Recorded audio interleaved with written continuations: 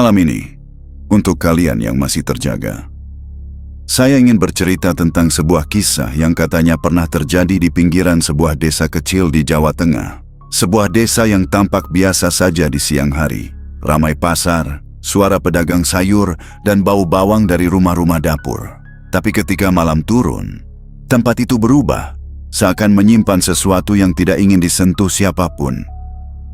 Hujan baru saja reda, tapi tanah masih basah dan dingin menusuk. Di kejauhan terdengar suara jangkrik bersaut-sautan, bercampur dengan gonggongan anjing yang entah menggonggong ke siapa.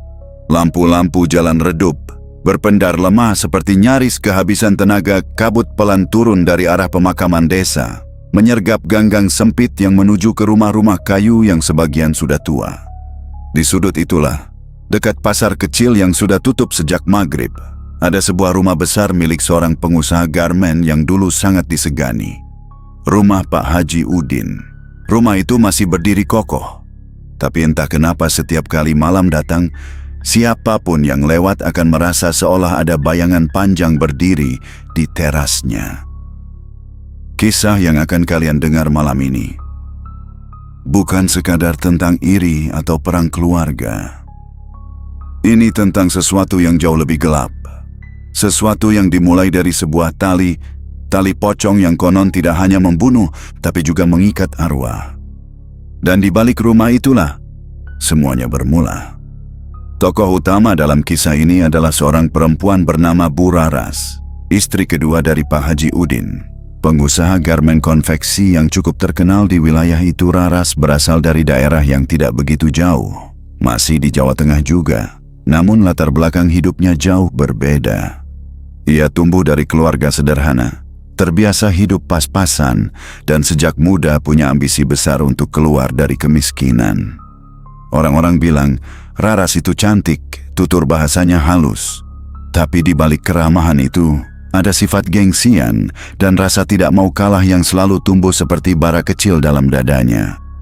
Sejak menikah dengan Pak Haji Udin, hidupnya berubah drastis. Rumah besar, bisnis yang mapan, karyawan puluhan, dan status sosial yang membuat warga memanggilnya dengan Bu Haji. Namun, walaupun ia sudah resmi menjadi istri, ada satu hal yang terus mengganggu pikirannya. Bayang-bayang istri pertama. Almarhumah Bu Sari masih begitu dihormati keluarga besar dan para karyawan.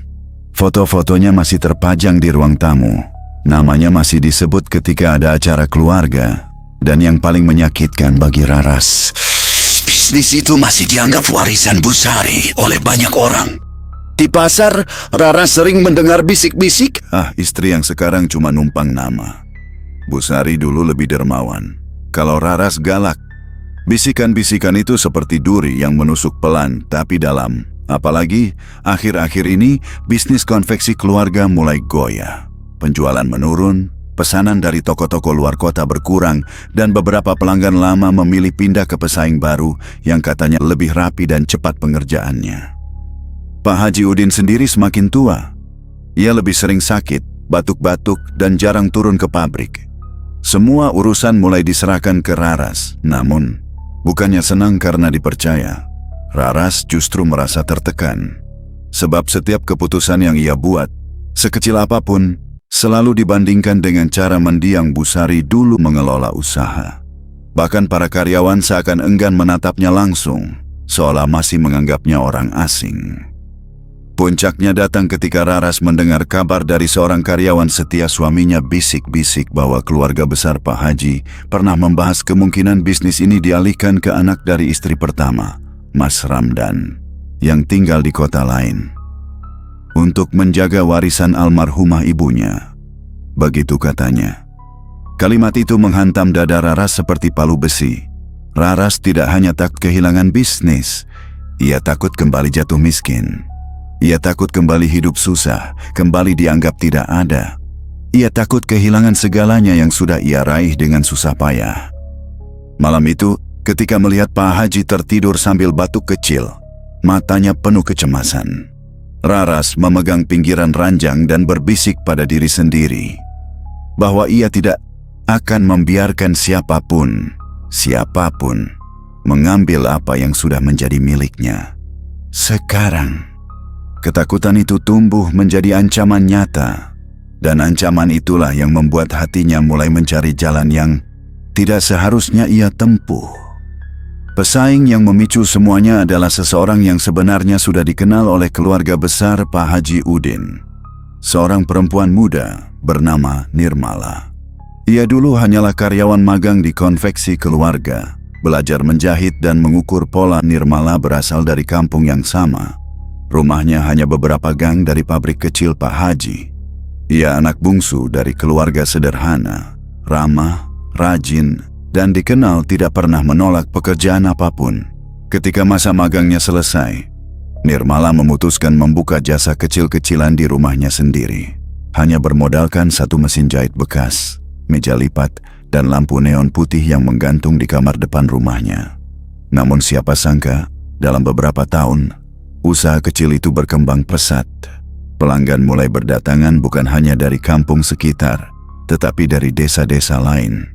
Konveksinya yang dulu cuma kamar depan, kini melebar sampai memenuhi 2 ruangan tambahan.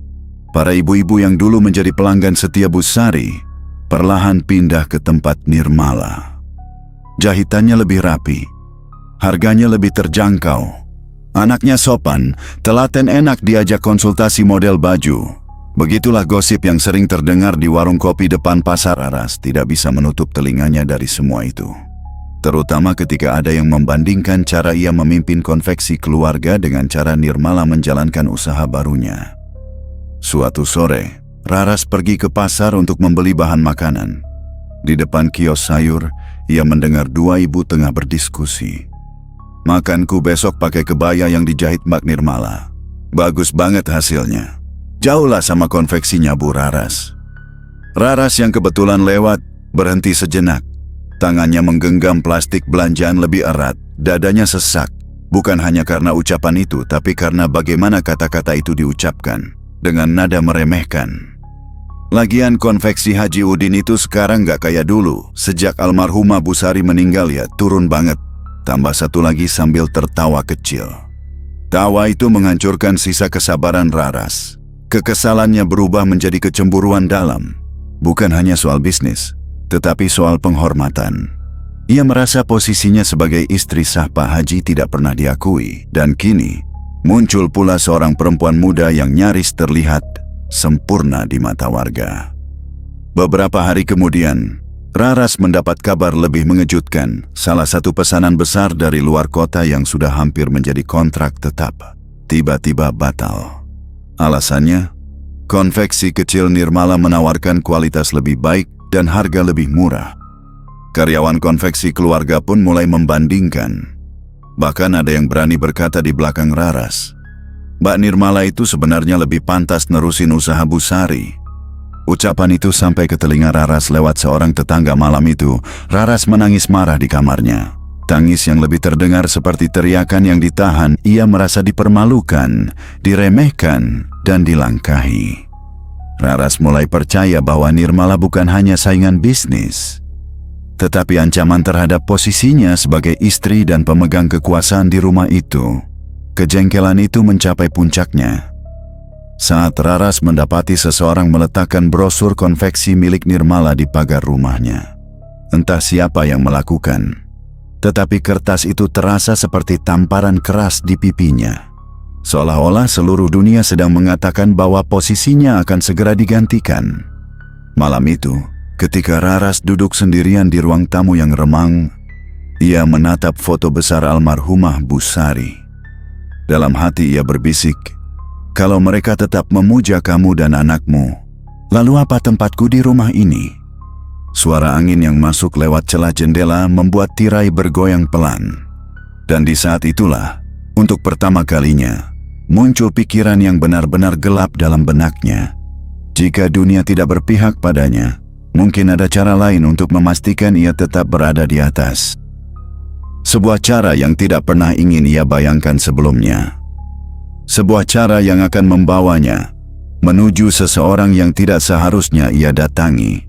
Malam itu, ketika kecemburuannya sudah membara dan pikirannya penuh bayangan tentang kekalahan, Raras duduk sendirian di ruang tamu. Rumah besar itu terasa kosong. Pak Haji sudah tertidur. Batuk-batuk kecilnya terdengar dari kamar. Lampu ruang tamu hanya satu, redup kekuningan, membuat setiap sudut tampak seperti menyimpan bayangan yang bergerak. Tidak ada suara selain detak jam dinding yang terdengar seperti memukul rasa putus asa di hatinya. Di tengah kesunyian itu, ia teringat cerita lama yang pernah diceritakan seorang bibi jauhnya, tentang seorang dukun tua yang tinggal di ujung desa sebelah, dekat sebuah pemakaman kuno. Dukun itu kabarnya ahli dalam santet tali pocong, ilmu yang bukan hanya menyakiti, tapi bisa mengikat arwah penasaran untuk menjadi penjaga gaib. Ilmu yang, menurut cerita, dulunya digunakan untuk menjatuhkan saingan atau mempertahankan kekayaan.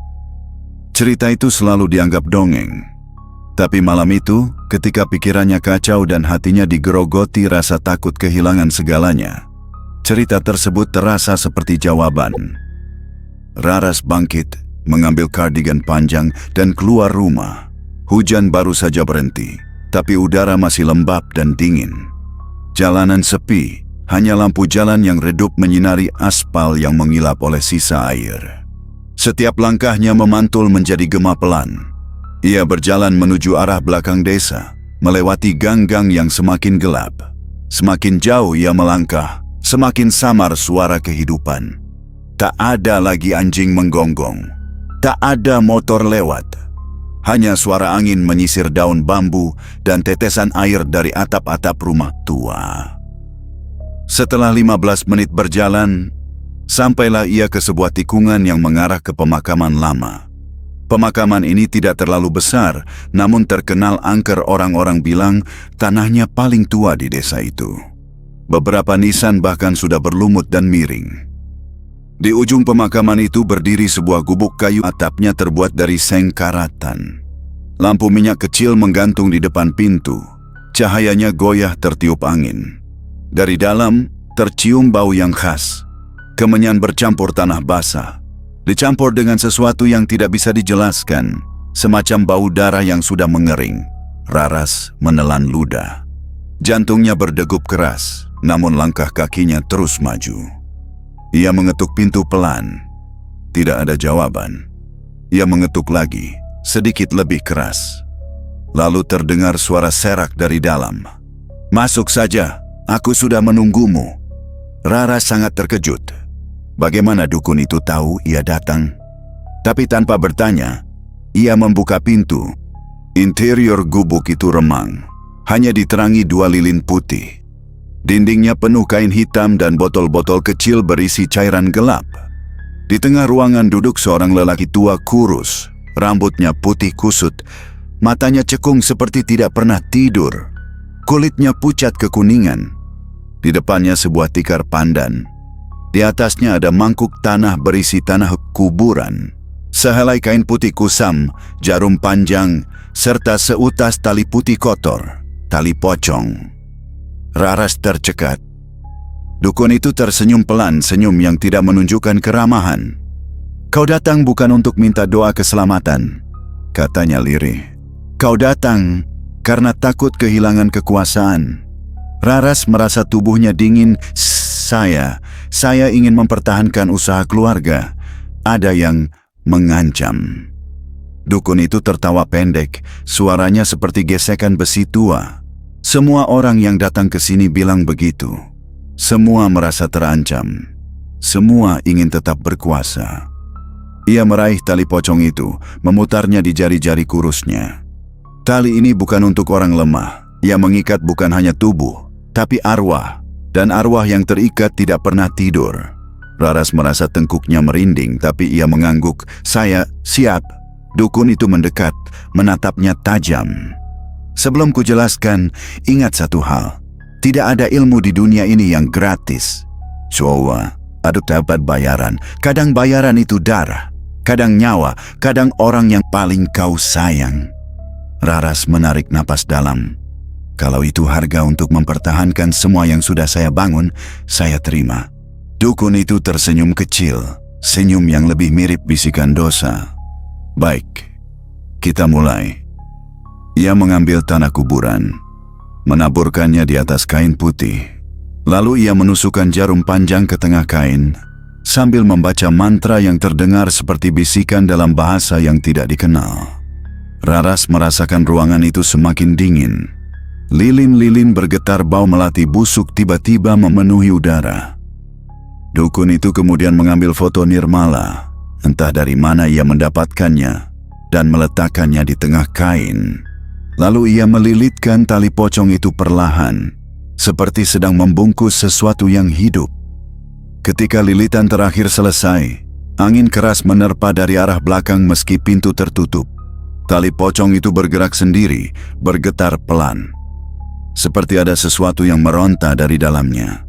Dukun itu menatap Raras dalam-dalam. Dalam 1 bulan, hidupnya akan hancur. Arwah yang kau minta akan menjagamu. Tapi ingat, saat waktunya tiba, yang paling kau sayang akan ditagih sebagai gantinya. Raras ingin bertanya, tapi mulutnya terasa berat. Ruangan menjadi gelap sekejap.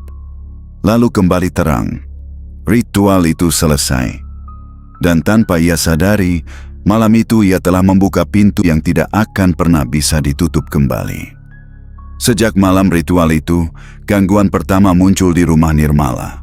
Awalnya kecil, seperti ketidaksengajaan pintu depan yang biasanya ia kunci rapat, tiba-tiba pagi-pagi sudah terbuka sedikit. Jendela yang ditutup rapat-rapat malam sebelumnya mendadak bergoyang sendiri. Meski angin tidak begitu kencang, Nirmala mengira itu hanya kelalaiannya, atau karena rumahnya memang tua. Ia tidak mau berpikir macam-macam. Namun, kejadian-kejadian kecil itu terus berulang setiap malam, tepat sekitar pukul 2. Ia mendengar suara seperti seseorang melangkah pelan di atap rumah. Bukan langkah yang cepat, tapi langkah yang berat, teratur, dan jelas berasal dari kaki manusia. Tuk, tuk, tuk. Seolah ada seseorang yang sengaja berjalan mengitari atap. Kucing? Itu sempat ia pikirkan, tapi suara ini bukan suara binatang. Langkah manusia terlalu jelas. Suaminya, Raka, mencoba meyakinkannya. Mungkin suara bambu kena angin, Mal. Tapi setiap kali ia bicara, raut wajahnya sendiri tetap tampak tegang, karena ia juga mendengar hal yang sama. Di dapur, bau aneh mulai muncul. Bau bawang busuk bercampur tanah basah. Kadang seperti bau kemenyan. Kadang seperti bau kain basah yang lama tidak dijemur.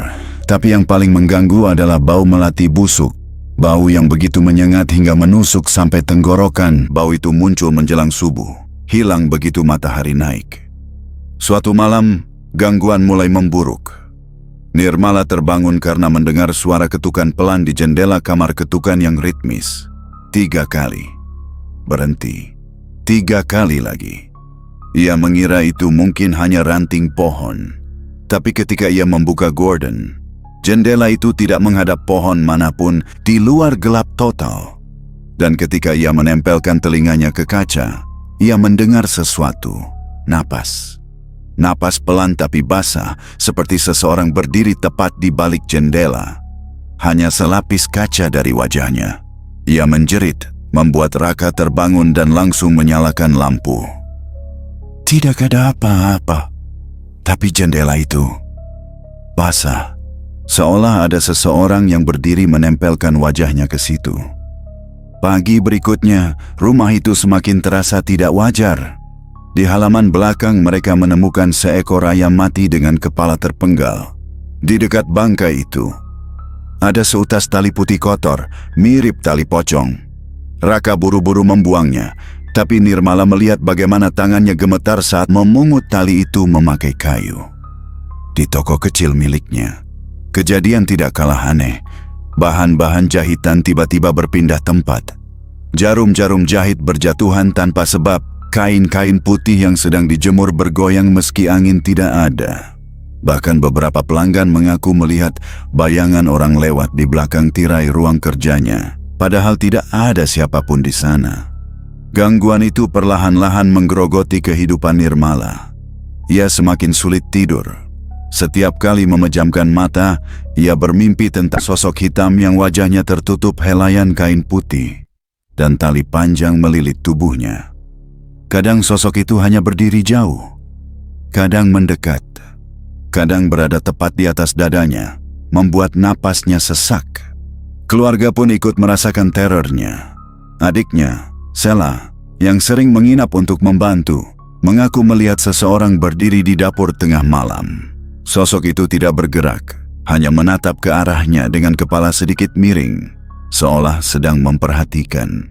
Ketika lampu dinyalakan, sosok itu menghilang, hanya menyisakan bau melati busuk yang sangat menyengat. Beberapa kali, Raka merasa ada sesuatu yang mengikutinya ketika pulang dari masjid. Suara langkah kaki di belakangnya. Bayangan panjang yang bergerak di pojokan jalan. Dan yang paling menakutkan adalah ketika ia pulang terlambat suatu malam, ia melihat pintu rumah terbuka sedikit.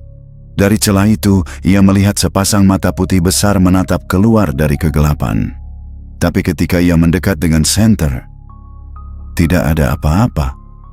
Pintu itu hanya bergoyang kecil karena angin. Mereka mencoba mencari bantuan ke ustaz dekat rumah. Air doa memang menenangkan sejenak, tapi tidak menghentikan gangguan, justru semakin keras. Suatu malam, Nirmala terbangun karena mendengar suara kain diseret di lantai. Suara itu berasal dari ruang depan. Ia membangunkan suaminya, dan keduanya keluar dengan membawa senter. Ruangan tampak kosong, namun lantai tanah terlihat seperti ada garis panjang, seperti sesuatu diseret dari sudut ruangan ke arah pintu keluar. Ketika mereka menatap lurus ke sudut itu, mereka terdiam. Ada kain putih kusam tergeletak, melingkar-lingkar seperti ular tidur. Kain itu bergerak pelan, seperti sedang bernapas. Ketika Raka mendekat dengan senter, mereka berdua melihat jelas. Itu bukan sekadar kain putih biasa, itu tali-tali pocong. Sebelum sempat melakukan apapun, lampu tiba-tiba mati. Gelap total. Dari arah dapur terdengar suara langkah kaki, berat, lambat, dan menyeret, disusul suara ketukan keras di dinding. Lalu suara seperti seseorang tertawa lirih, sangat pelan, tapi cukup jelas untuk membuat bulu kuduk berdiri. Tawa itu seperti datang dari perut bumi. Sheila berlari keluar kamar sambil menangis, memeluk kakaknya. Dalam cahaya senter yang bergetar, Nirmala melihat sesuatu di belakang Sheila. Di ambang pintu kamar, sebuah bayangan sosok besar, tubuhnya dibungkus kain putih basah. Wajahnya tertutup seluruhnya, tetapi bagian matanya seperti kosong, hitam dan dalam. Bayangan itu tidak bergerak, tapi tali pocong di lantai merayap pelan menuju kaki mereka. Raka menarik seluruh keluarga masuk ke kamar dan menutup pintu. Mereka membaca doa sekuat mungkin. Ketukan keras menghantam pintu berkali-kali.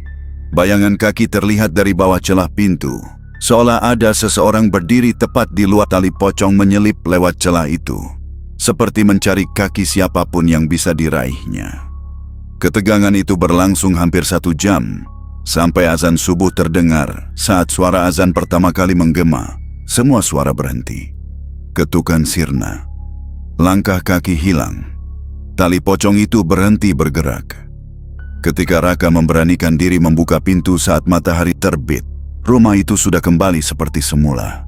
Tidak ada bayangan, tidak ada makhluk, tidak ada tawa.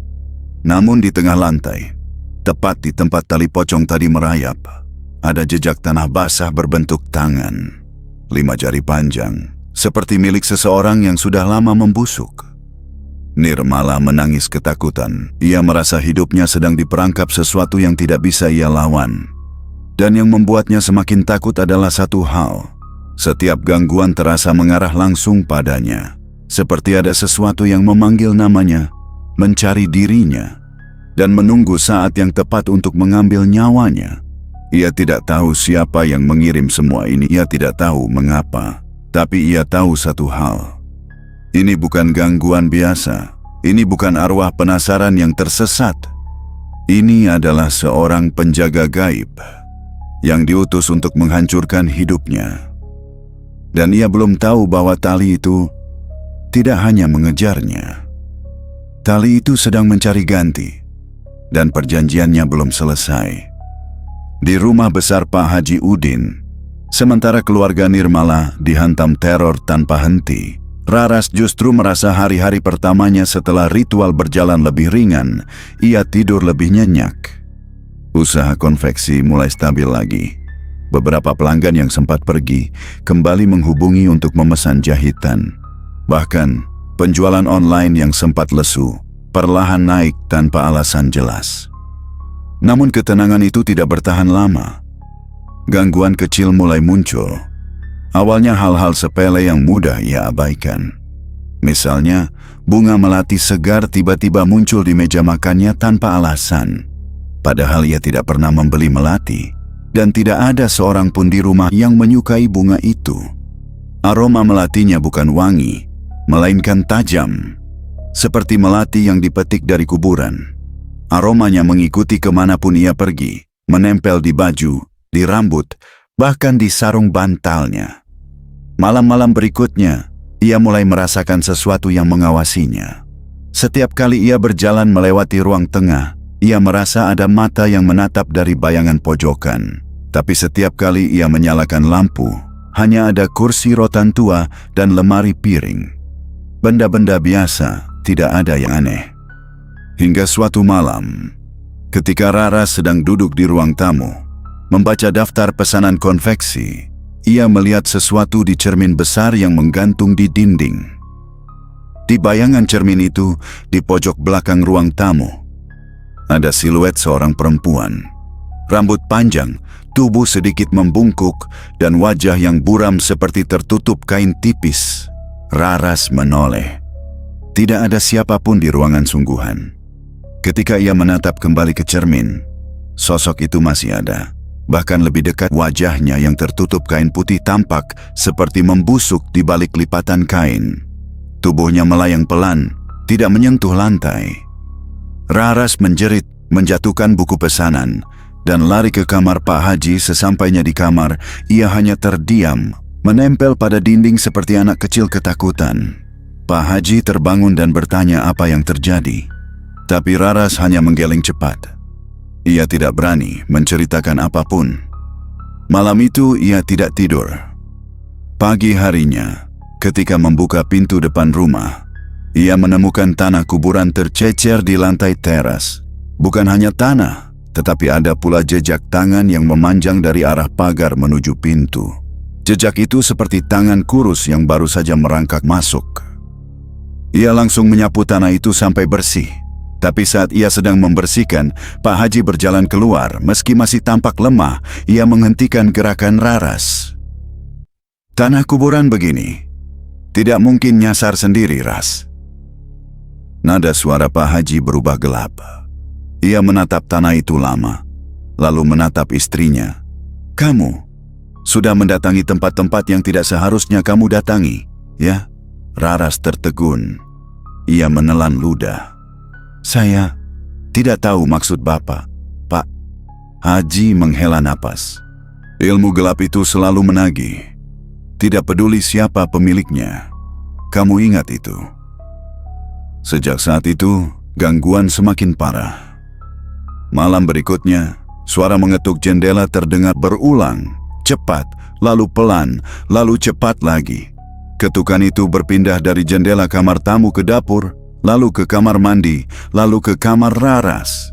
Ketika ia menutup telinganya dengan bantal, ketukan itu semakin kuat, seakan sesuatu di luar ingin masuk dengan paksa. Pada malam lain, ketika listrik padam karena hujan deras, Raras meraba mencari lilin di lemari dapur. Dalam gelap, ia mendengar suara napas seseorang di belakangnya. Napas berat, basah dan sangat dekat, terlalu dekat. Ketika ia menoleh, tidak ada siapapun di sana, tapi bau melati busuk menguar kuat di udara. Raras hampir pingsan. Gangguan yang semula hanya bayangan, kini merambah fisik. Ketika mandi, ia merasa seperti ada tangan dingin menyentuh bahunya dari belakang. Ketika membuka mata, tidak ada apapun. Namun bekas sentuhan itu meninggalkan jejak. Bekas jari panjang, seperti tangan yang tidak lagi memiliki daging. Di sumur belakang rumah, pembantu rumahnya menemukan benda menyerupai tali putih kusam, terendam sebagian di air. Ketika ditarik keluar untuk dibuang, pembantu itu menjerit. Tali itu bergerak sendiri. Merayap pelan seperti ular hidup. Raras langsung menyuruhnya membakar tali itu. Tapi meski sudah disiram minyak dan disulut api, tali itu tidak juga terbakar. Hanya menghitam sedikit, namun tetap utuh. Sejak hari itu, pembantu rumah berhenti bekerja. Ia pamit baik-baik, tapi raut wajahnya ketakutan, seolah tidak ingin kembali lagi. Rumah besar itu menjadi sepi sunyi. Setiap malam seakan lebih panjang daripada malam sebelumnya. Yang paling membuat Raras tak bisa tidur adalah suara yang muncul sekitar pukul 2 pagi. Suara itu tidak seperti langkah kaki atau ketukan. Suara itu seperti seseorang menyeret tali panjang di sepanjang lantai.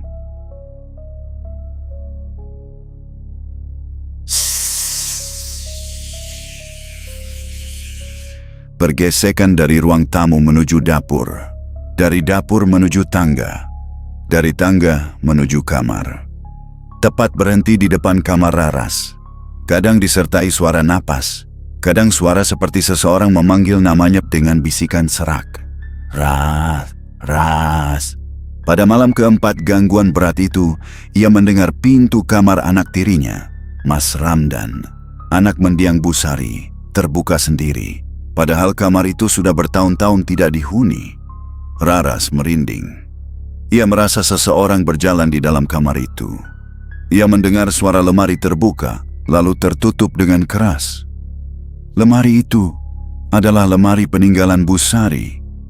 Ketika ia memberanikan diri melihat lewat celah pintu, ia melihat sesuatu yang membuat napasnya tercekat.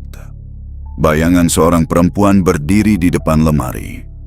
Bayangan itu mengenakan kain putih panjang yang lusuh. Rambut hitamnya terurai sampai lantai. Tubuhnya sedikit membungkuk, seperti menahan beban.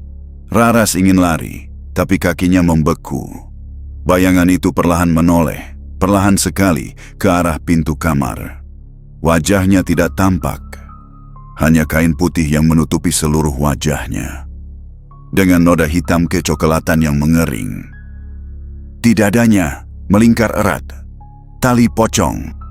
Lampu lorong tiba-tiba padam. Ruangan gelap total. Raras terpeleset jatuh ke lantai. Ketika ia merangkak mundur dengan panik, ia mendengar sesuatu melata di lantai, mendekatinya. Tali panjang itu. Tali pocong. Bergerak seperti makhluk hidup. Ia menjerit dan menutup pintu kamar secepatnya. Suara dari balik pintu terdengar jelas. Sesuatu menggaruk kayu pintu. Lambat, memanjang. Krak, krak. Seolah ingin membuat lubang untuk masuk. Malam itu, Raras hampir gila ketakutan. Ia meringkuk di bawah selimut sambil menutup telinga. Baru ketika azan subuh terdengar, semua suara sirna seperti tidak pernah ada. Sayangnya, ketenangan subuh itu tidak bertahan lama. Siang hari, Pak Haji tiba-tiba jatuh di ruang tamu. Napasnya sesak, wajahnya pucat. Dokter dipanggil, tetapi tidak menemukan penyakit baru, hanya kelelahan. Namun ketika Raras membantu memindahkan Pak Haji ke kamar, ia melihat sesuatu di lantai bawah sofa. Sekuntum melati, dan seutas tali putih kusam, setipis jari kelingking. Tali itu seperti sengaja diletakkan di sana. Malam harinya, ketika Raras mencoba tidur, ia mendengar suara lain. Suara yang tidak ia kenal sebelumnya. Suara anak kecil menangis, tepat di depan pintu kamarnya. Tangisnya lirih, seperti bayi yang mencari ibunya. Ketika ia membuka pintu dengan gemetar, lorong itu kosong.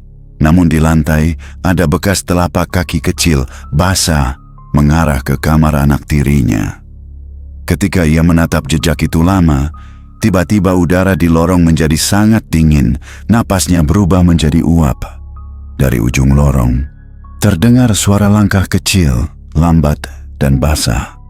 Ceklek, lampu lorong padam. Dalam gelap itu, ia melihat siluet kecil, anak kecil, berdiri dengan tubuh basah kuyup, rambut menutupi wajahnya, dan di lehernya melingkar tali pocong. Anak kecil itu menatap Raras tanpa mata. Lalu ia menunjuk ke dada Raras dan berbisik pelan, "Kau ganti, aku mau." Kau! Raras menjerit dan mundur sampai terjatuh. Peluhan dingin membasahi seluruh tubuhnya. Di tengah ketakutannya, ia baru menyadari satu hal. Arwah yang ia ikat bukan hanya mengincar Nirmala. Arwah itu sedang menagih janji. Dan tumbalnya bukan lagi korban di luar. Tumbalnya adalah dirinya sendiri. Malam yang menandai kehancuran segalanya datang tanpa tanda. Hujan turun sejak maghrib.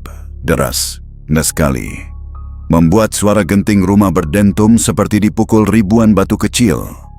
Angin menerpa dinding, dan listrik di desa padam satu persatu sampai yang tersisa hanya suara badai dan gulita yang merayap masuk dari setiap celah rumah. Raras duduk di pojok kamar, memeluk lututnya sambil menggigil. Sejak sore ia sudah merasa ada sesuatu yang mengikuti dari belakang, menatapnya dari sudut-sudut gelap. Bahkan ketika lampu masih menyala, ia melihat bayangan panjang bergeser di lantai, padahal tidak ada siapapun di ruangan itu. Ketika listrik akhirnya padam total, semuanya berubah menjadi mimpi buruk. Petir menyambar pekarangan, menerangi rumah besar itu hanya untuk sedetik.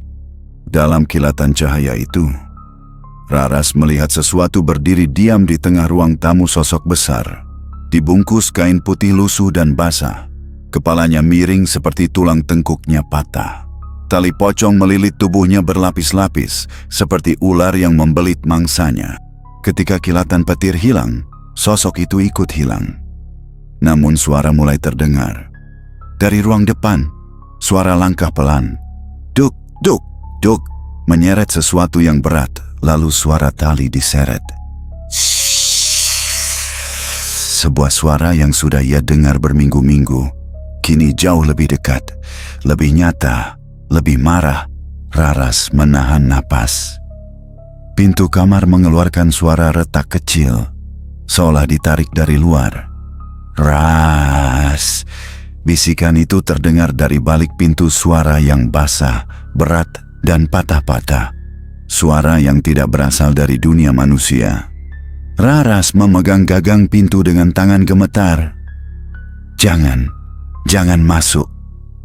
Tapi pintu itu terbuka perlahan, berdecit. Dalam cahaya samar petir, terlihat sesuatu berada di balik pintu itu. Sesuatu kecil, bukan sosok besar seperti tadi. Sosok setinggi anak kecil, tubuhnya basah kuyup, rambut panjang menutupi wajahnya. Tali pocong terikat melingkar di lehernya, melayang sedikit dari lantai. Anak kecil itu maju selangkah. Lalu ia berbicara dengan suara dua lapis. Suara anak kecil dan suara perempuan dewasa yang ditindih menjadi satu. Janji ditagih. Raras menjerit sekeras-kerasnya. Ia lari keluar kamar, menuruni tangga tanpa menoleh. Tapi di tengah tangga, ia terhenti mendadak. Karena di lantai bawah, seseorang sudah berdiri menunggunya. Sosok besar, tubuhnya terikat tali pocong berlapis-lapis. Kepalanya tertunduk. Setiap gerakannya seperti patah, seperti tulangnya tidak tersusun semestinya. Dari bawah kain putihnya menetes air, entah dari mana sumbernya, padahal rumah tidak bocor. Tetes air itu jatuh ke lantai menghasilkan suara tik, tik yang menusuk telinga. Raras menutup mulut. Tubuhnya lemas. Sosok itu mengangkat wajahnya perlahan. Kain putih menempel di permukaan wajah, memperlihatkan bagian kosong. Lubang hitam besar tempat mata seharusnya berada. Dari lubang itu mengalir air hitam. Ihwal bahwa makhluk ini dulunya manusia tidak lagi terlihat. Ia mengangkat tangannya. Jari-jarinya panjang seperti tulang. Tidak ada daging yang menempel. Tumbal datang. Tali pocong di tubuhnya bergerak hidup seperti ribuan cacing, merayap ke arah Raras di tangga. Raras berlari ke ruang tamu, tapi setiap sudut rumah kini dipenuhi bayangan-bayangan. Di dapur, ia melihat bayangan perempuan lain, rambut panjang, kepala miring, tubuh terlipat aneh, berdiri membatu. Di dekat pintu belakang, ada bayangan anak kecil merangkak cepat, seperti laba-laba. Di ruang tamu, ada siluet dengan tubuh dipintal tali panjang. Mereka semua menghadap ke satu titik, dirinya. Rumah besar itu, yang dulu megah dan ramai tawa, kini berubah menjadi panggung neraka. Setiap langkah yang ia ambil, lantai mengeluarkan bunyi seperti kayu dirobek dari dalam. Suara rantai dan tali bergerak menyusulnya kemana-mana.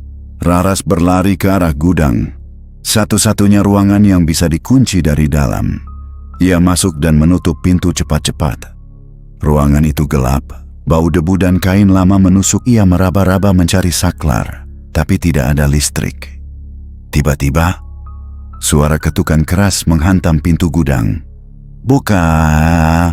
Lalu suara anak kecil menangis, lalu suara perempuan tertawa lirih. Lalu suara tali diseret tepat di bawah celah pintu. Raras memeluk dirinya sendiri, menangis tanpa suara. "Maaf, saya cuma ingin mempertahankan semuanya. Saya tidak bermaksud berjanji." Suara itu menggema dari 3 arah sekaligus, membuat telinganya berdenging. Tiba-tiba, sesuatu merayap dari belakangnya. Ia merasakan sesuatu dingin menyentuh tumitnya. Tali pocong. Tali itu melilit kaki Raras dengan cepat, seperti ular yang kelaparan. Ia menjerit dan mencoba menendang, tapi lilitan itu semakin kuat, naik ke betis, lalu ke lutut. Pintu gudang terbuka mendadak, bukan didobrak, tapi seolah membuka sendiri. Di ambang pintu berdiri sosok besar itu, tubuhnya menggantung setengah dari lantai seperti tidak memiliki tulang punggung. Cahaya petir dari luar memperlihatkan wajahnya yang penuh cekungan hitam.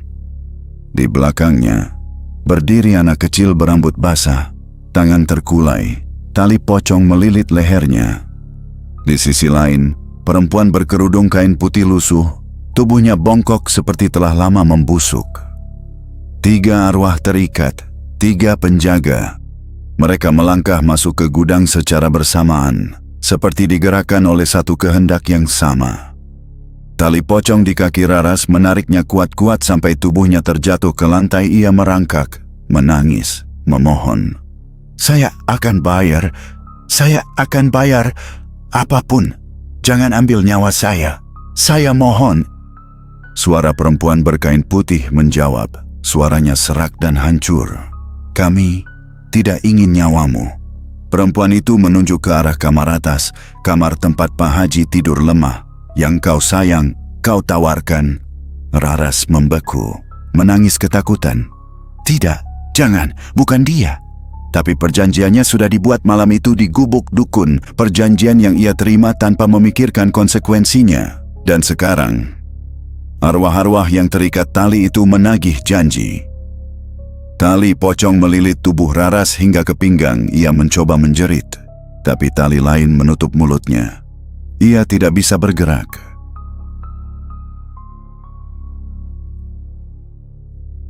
Sosok besar mendekat. Dengan satu gerakan lambat, ia meraih Raras dan mengangkatnya dari lantai.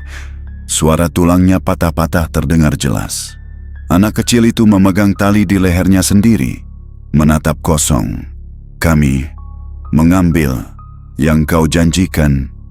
Petir menyambar, menerangi ruangan 1 detik. Dan dalam 1 detik itulah semuanya berakhir.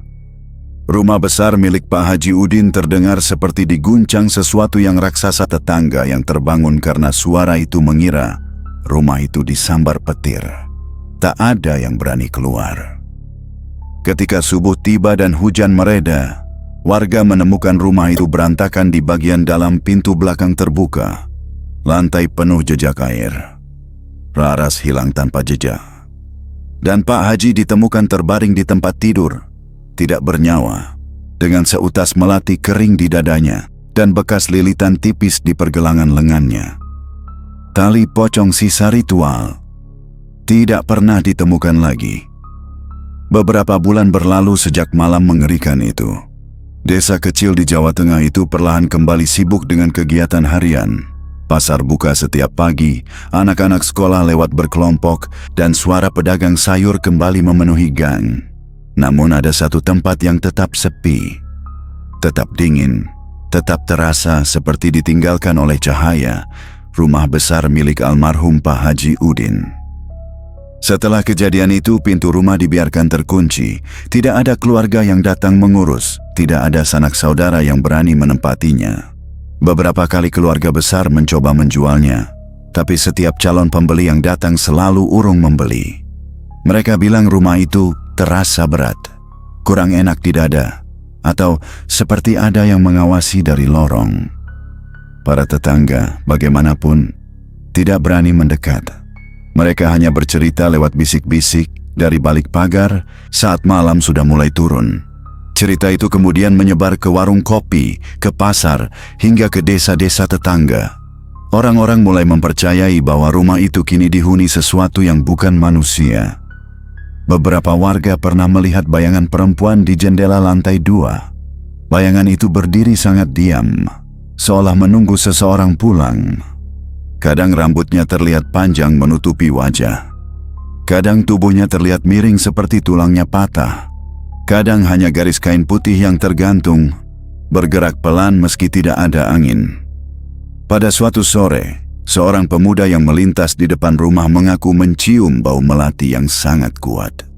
Bukan wangi melati segar, tetapi melati busuk bau yang menusuk sampai ke tenggorokan. Ketika ia menoleh ke arah rumah, ia melihat pintu depan terbuka sedikit. Dari celah itu, ia melihat sesuatu tergeletak di lantai. Seutas tali putih, basah. Ia lari secepat-cepatnya. Cerita lain datang dari seorang ibu yang hendak menjemput anaknya pulang mengaji. Ia mengaku melihat sosok anak kecil duduk di tangga rumah itu, membelakangi jalan. Rambutnya menutupi wajah, kakinya menggantung. Ketika ibu itu mencoba memanggil, mengira itu anak tetangga, anak itu menoleh pelan. Wajahnya tidak ada, hanya kain putih menutup seluruh bagian depan kepala. Ibu itu jatuh pingsan. Tetangga yang pernah lewat malam-malam mengaku mendengar suara tali diseret. Suara itu memanjang dari teras menuju pintu, lalu suara langkah pelan, menyeret satu kaki, duk, duk, shh. Kadang disertai tawa lirih, kadang suara tangisan anak kecil. Bahkan ada yang bersumpah melihat seorang perempuan berdiri di jalan ketika hujan lebat. Perempuan itu basah kuyup, tubuhnya terbungkus kain putih, kepalanya menunduk. Ketika mobil lewat dan lampu menyorot tubuhnya, perempuan itu menghilang begitu saja, meninggalkan genangan air tempat ia berdiri. Rumor berkembang. Ada yang bilang rumah itu dihuni arwah istri yang tamak. Ada yang bilang tali pocong dari ritual terkutuk masih mencari pemiliknya. Ada yang percaya bahwa arwah penjaga yang dulu diikat teraras, kini bebas berkeliaran tanpa tujuan, mencari tumbal baru setiap kali malam turun. Namun satu cerita yang paling sering terdengar adalah ini. Setiap malam Jumat, tepat pukul 2 dini hari, terdengar suara ketukan dari dalam rumah. Ketukan yang ritmis, perlahan. Seperti seseorang berusaha menggerakkan pintu dari dalam. 3 kali ketukan. Diam. 3 kali lagi. Setelah itu, rumah menjadi sangat hening. Begitu hening sampai warga merasa jantung mereka ikut terhenti. Tapi yang paling membuat bulu kuduk berdiri adalah kabar dari beberapa warga yang tinggal paling dekat dengan rumah itu.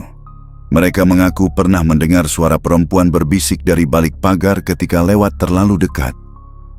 Bisikan yang lirih, tapi jelas. Jangan serakah, jangan ulangi. Apa yang kulakukan? Setelah itu, bau melati busuk akan memenuhi udara. Kini, rumah itu tetap berdiri, jendelanya pecah sebagian, katnya mengelupas. Halamannya dipenuhi rumput liar. Tidak ada yang berani membersihkan. Tidak ada yang berani menyentuh, karena mereka tahu santet tali pocong tidak pernah benar-benar selesai. Arwah yang terikat tidak pernah benar-benar bebas. Dan keserakahan manusia selalu punya bayaran. Bagi siapapun yang melintas di depan rumah itu malam-malam, jika kalian mencium bau melati pekat atau mendengar tali diseret dari arah teras, jangan menoleh.